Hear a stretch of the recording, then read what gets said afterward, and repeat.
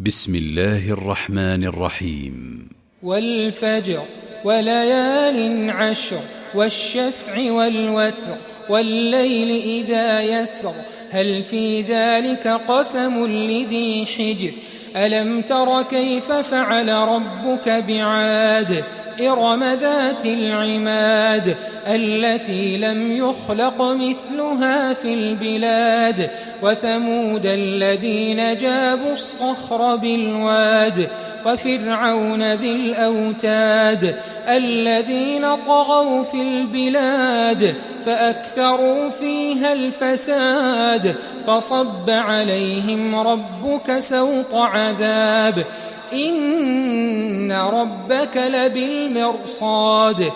فأما الإنسان إذا ما ابتلاه ربه فأكرمه ونعمه فيقول ربي أكرمن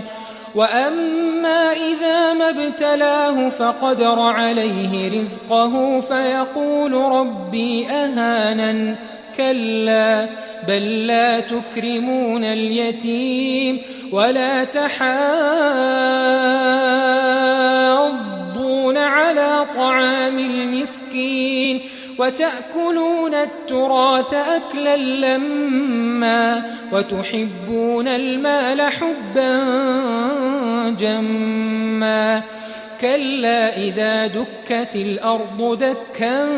دكا وجاء ربك والملك صفا صفا وجيء يومئذ بجهنم يومئذ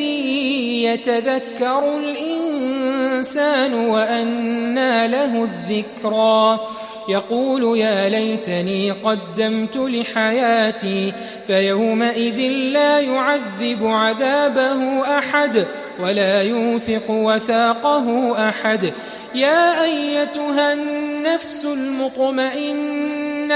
ارجعي إلى ربك راضية